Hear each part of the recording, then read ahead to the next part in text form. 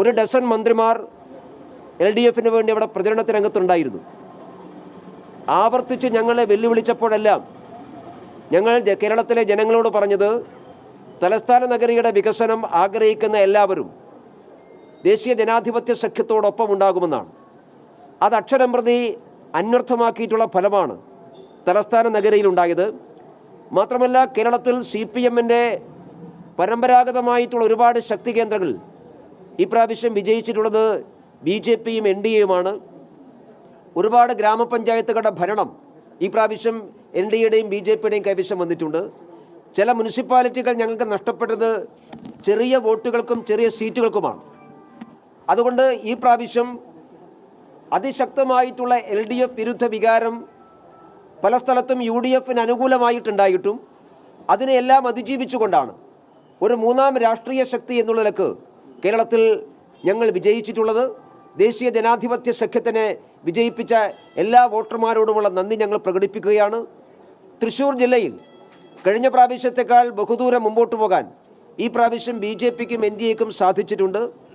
കഴിഞ്ഞ പ്രാവശ്യം ഞങ്ങളുടെ കയ്യിൽ നഷ്ടപ്പെട്ടു പോയിട്ടുള്ള പല വാർഡുകളും ഈ ജില്ലയിൽ ഗ്രാമപഞ്ചായത്ത് വാർഡുകൾ തിരിച്ചുപിടിക്കാൻ ഞങ്ങൾക്ക് സാധിച്ചിട്ടുണ്ട്.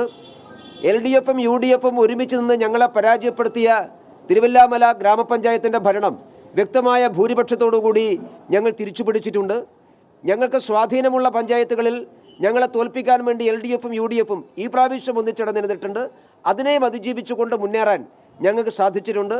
അതുകൊണ്ട് തൃശ്ശൂർ ജില്ല ഉൾപ്പെടെ കേരളത്തിലുടനീളം ദേശീയ ജനാധിപത്യ സഖ്യത്തിന് അനുകൂലമായി വോട്ട് രേഖപ്പെടുത്തിയ എല്ലാവരോടുമുള്ള നന്ദി ഈ സന്ദർഭത്തിൽ പ്രകടിപ്പിക്കുകയാണ്.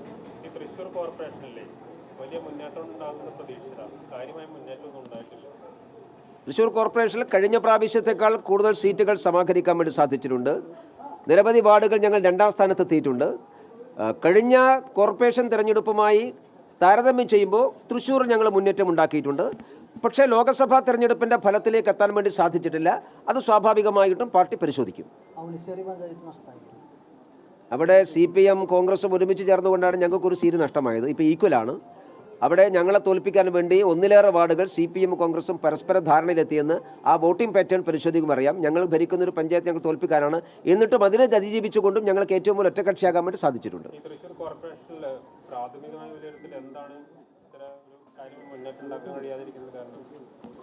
ഞങ്ങളെ തോൽപ്പിക്കാൻ വേണ്ടിയിട്ടുള്ള ബോധപൂർവമായ ശ്രമം ഉണ്ടായിട്ടുണ്ട്. കാരണം തൃശ്ശൂർ നഗരത്തിൽ പാർലമെൻറ്റ് തെരഞ്ഞെടുപ്പിൽ ഞങ്ങൾ കൈവരിച്ചിട്ടുള്ള വലിയ മുന്നേറ്റം എല്ലാവർക്കും ബോധ്യമുള്ളതാണ്.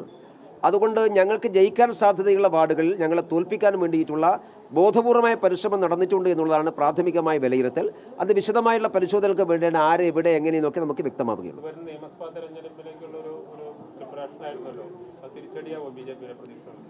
ഇല്ല, നിയമസഭാ തെരഞ്ഞെടുപ്പിലേക്ക് പോകുന്ന പാർട്ടിക്ക് ഒരു ഇന്ധനമായി മാറുകയാണ് ഈ ഫലം. കാരണം ഞാൻ പറഞ്ഞല്ലോ, കേരളത്തിൽ LDF അല്ലെങ്കിൽ UDF ഇതായിരുന്നു. LDFൻ്റെ ഭരണം അവസാനിച്ചാൽ UDF മാത്രമേ ഉള്ളൂ എന്നുള്ളത്. അങ്ങനെയല്ല, കേരളത്തിൽ UDFനും LDFനും ബദലായിട്ട് മറ്റൊരു രാഷ്ട്രീയം കൂടി ഉണ്ട് എന്ന് ജനങ്ങൾക്ക് ബോധ്യപ്പെടുന്ന തെരഞ്ഞെടുപ്പാണ്. അത് നിയമസഭാ തെരഞ്ഞെടുപ്പിൽ ഞങ്ങൾക്ക് ഏറെ ഗുണകരമാകുന്ന ഒരു ഫലമാണ് ഇന്ന് വന്നിട്ടുള്ളത്. MT രമേശാണ്, BJP സംസ്ഥാന ജനറൽ സെക്രട്ടറി MT രമേശാണ് മാധ്യമങ്ങളെ കണ്ടത്. ഞാൻ വീണ്ടും നന്ദുവിലേക്ക് പോകണം. നന്ദു, ശ്രീ MT രമേശ് ചൂണ്ടിക്കാണിച്ചതുപോലെ BJPയെ പരാജയപ്പെടുത്താൻ അങ്ങനെ ഒരു അഡ്ജസ്റ്റ്മെൻറ്റ് നടത്തിയിട്ടുണ്ടോ ഈ CPMും അതുപോലെ കോൺഗ്രസും തമ്മിൽ? നമുക്കറിയാം, നേരത്തെ തന്നെ നമ്മുടെ നിയമസഭാ തെരഞ്ഞെടുപ്പിലൊക്കെ അത് കണ്ടതാണ്. മഞ്ചേശ്വരത്തൊക്കെ ആ ഒരു അഡ്ജസ്റ്റ്മെൻറ്റ്, കൂട്ടുകെട്ട്, അത് മാത്രമല്ല, അത് അന്ന് ജയിച്ചു കയറിയ മുസ്ലിം ലീഗിൻ്റെ പ്രതിനിധി അത് പറയുകയും ചെയ്തതാണ് ഓപ്പണായിട്ട്, അങ്ങനെയുള്ള ഒരു അഡ്ജസ്റ്റ്മെൻറ്റ് നടന്നിട്ടുണ്ട് എന്നുള്ളത്. സ്വാഭാവികമായും ഇപ്പോൾ തൃശ്ശൂരൊക്കെ നല്ല മേൽക്കൈയുള്ളതാണ്. ആ ഇടങ്ങളിൽ ചില മണ്ഡലങ്ങളിലൊക്കെ ചില വാർഡുകളിലൊക്കെ ഇത്തരത്തിലുള്ള ഒരു സഹകരണം, പരസ്പര സഹകരണ സഹായ സംഘങ്ങളായിട്ട് പ്രവർത്തിച്ചില്ലേ ഇവ? ഇതിനകത്ത് അല്ലേട്ടാ, നമ്മൾ മനസ്സിലാക്കേണ്ട ഒരു കാര്യം, തിരുവനന്തപുരത്തിൻ്റെ സാഹചര്യം എന്തായിരുന്നു? തിരുവനന്തപുരത്ത് കഴിഞ്ഞ 10 വർഷം മുൻപ് പല സ്ഥലങ്ങളിലും ഞങ്ങൾ പരാജയപ്പെട്ടുകൊണ്ടിരുന്നത് നിസ്സാരമായ വോട്ടിനാണ്. അന്ന് ഇപ്പോൾ നേരത്തെ ഇവിടെ ഇടതുപക്ഷത്തിൻ്റെ ചിന്തകനായിട്ടുള്ള ജയചന്ദ്രൻ മാസ്റ്റർ, ജയചന്ദ്രൻ സാർ അദ്ദേഹം പറഞ്ഞു, കഴിഞ്ഞ കാലങ്ങളിൽ BJP ജയിക്കാതിരിക്കാൻ വേണ്ടി കോൺഗ്രസിൻ്റെ വോട്ട് തിരുവനന്തപുരത്ത് കൃത്യമായി BJPയുടെ അക്കൗണ്ടിലേക്ക് വന്നുകൊണ്ടിരുന്നു. പക്ഷേ ഇത്തവണ കോൺഗ്രസ് ആ വോട്ട് പിടിച്ചു മാറ്റി. അപ്പോൾ കൃത്യമല്ലേ, 10 വർഷം മുൻപ് തിരുവനന്തപുരത്ത് BJP ജയിക്കേണ്ടിരുന്ന BJPനെ തടഞ്ഞു നിർത്തിയത് എങ്ങനെയാണ് മാർക്സിസ്റ്റ് പാർട്ടി എന്ന് അദ്ദേഹം തന്നെ വെളിപ്പെടുത്തുകയാണ്. അത് 10 വർഷം മുൻപ് BJP ജയിക്കുന്നൊരു സാഹചര്യം ഉണ്ടാകുമ്പോൾ അവിടെ BJPയെ പരാജയപ്പെടുത്താൻ തങ്ങളുടെ വോട്ട് ഞങ്ങളുടെ സീറ്റ് കുറഞ്ഞാലും കുഴപ്പമില്ല, BJP വരരുത് എന്ന് പറഞ്ഞിട്ട് ആ വോട്ട് ഷിഫ്റ്റ് ചെയ്ത് CPMന് കൊടുത്ത് വിജയിപ്പിച്ചുകൊണ്ടിരുന്നു. അതേ രീതിയിലാണ് അദ്ദേഹം ഇന്ന് പറഞ്ഞു, കോഴിക്കോട് കോർപ്പറേഷനിലും കൊല്ലം കോർപ്പറേഷനിലും തൃശ്ശൂർ കോർപ്പറേഷനിൽ, പ്രത്യേകിച്ച് തൃശ്ശൂർ കോർപ്പറേഷനിൽ അത്തരത്തിലുള്ളൊരു സമവാക്യം നടപ്പിലാക്കണമെന്ന് കോൺഗ്രസും CPMും തമ്മിൽ ആലോചിച്ചിരുന്നു. ആ ആലോചന അദ്ദേഹത്തിന് നേരിട്ട് കിട്ടിയ അറിവിൻ്റെ അടിസ്ഥാനത്തിൽ ആ ആലോചന പ്രാവർത്തികമായത് തൃശ്ശൂരിൽ മാത്രമാണ്. പക്ഷേ തിരുവനന്തപുരത്ത് അത്തരത്തിലുള്ളൊരു പ്രവർത്തനം പ്രാവർത്തികമായില്ല എന്ന് അദ്ദേഹം പറയുമ്പോൾ കൃത്യമല്ലേ കാര്യങ്ങൾ?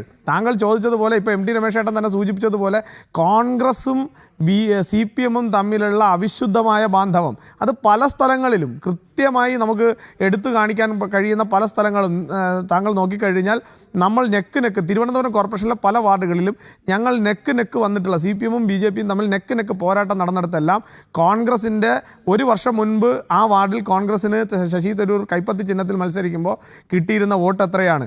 അതിൽ നിന്ന് എത്ര കുറവാണ്? ചില വാർഡുകളിലൊക്കെ 1200 വോട്ട് കിട്ടിയിരുന്നിടത്ത് നിന്ന് ഏതാണ്ട് 200 വോട്ടുകളിലേക്കൊക്കെ ചുരുങ്ങുന്ന സാഹചര്യം തിരുവനന്തപുരം കോർപ്പറേഷനിലുണ്ടെന്നേ. അപ്പോൾ ഇത് ചർച്ച ചെയ്യപ്പെടേണ്ടതാണ്. പക്ഷേ ചർച്ച ചെയ്യുന്നതിനോടൊപ്പം ഞാൻ ഈ 2 മുന്നണികളോടും പറയാൻ ആഗ്രഹിക്കുന്നത്, നിങ്ങൾ എത്രയൊക്കെ പ്രവർത്തനങ്ങൾ ഇത്തരത്തിൽ നടത്തിയാലും നിങ്ങളുടെ പല മന്ത്രിമുഖ്യന്മാരും മന്ത്രിപുങ്കവന്മാരും ഞങ്ങൾക്കെതിരെ അപവാദത്തിൻ്റെ വലിയ ചെളികൾ എടുത്തെറിഞ്ഞപ്പോഴും ഞങ്ങൾ വളരെ സൗമ്യമായി ചിരിച്ചുകൊണ്ട് ഞങ്ങളുടെ ബൂത്തിലെ സാധാരണപ്പെട്ട പ്രവർത്തകന്മാരുടെ ഹാർഡ് വർക്കിനെയും അവർ നടത്തിയിട്ടുള്ള സ്മാർട്ട് വർക്കിൻ്റെയും ബലത്തിൽ, അല്ലെങ്കിൽ ഗ്രൗണ്ടിൽ ഞങ്ങൾക്ക് കിട്ടിയ സ്വീകാര്യതയുടെ ബലത്തിൽ ഞങ്ങൾ മുന്നോട്ട്